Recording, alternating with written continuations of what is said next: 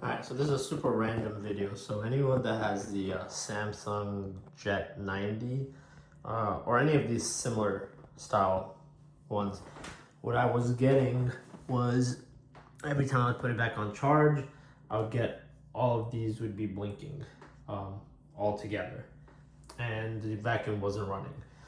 So, like I do with most electronics, what I decided to do was let everything sit and reboot and kind of reset itself, and then try again. So essentially what you want to do is unplug it, take your vacuum, take the battery off of the vacuum itself. There's a button that you can press that the battery comes apart. So I'll do that.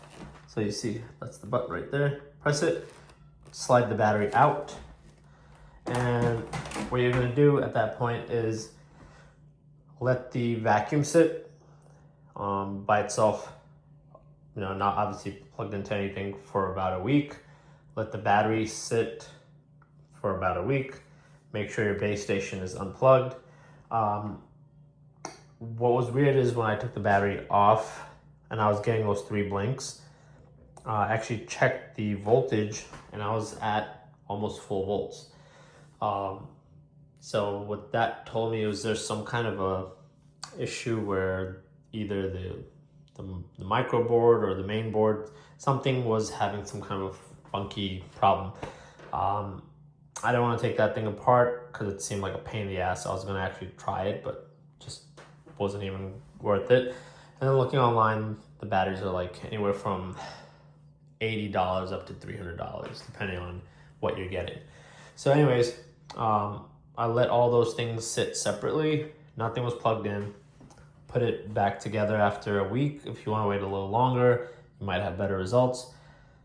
Put it all back together. But before I put this back on, what I did was, instead of having it go through the circuitry of the vacuum, I first put this on the bottom, a little charger, for about 10 minutes. You might not have to do that. That's just what I did. So I'm just kind of telling you everything I did.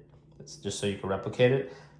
You might not need to do that if you don't even have that option. Put it all together, and then hopefully you should start to see that charging. I actually left it for a lot longer. I left it for almost a month. I was using my other vacuum. So I left it for a month, and it's actually been cold as well. So I left it for a month in my shed, and it's pretty cold in there. So lithium batteries, they deplete a lot quicker when it's cold. So maybe if you only have a week that you can live without a vacuum, try to put it in like a fridge or something, let it deplete a little bit and then put it all together. It might save you some money. It might get this working again for you.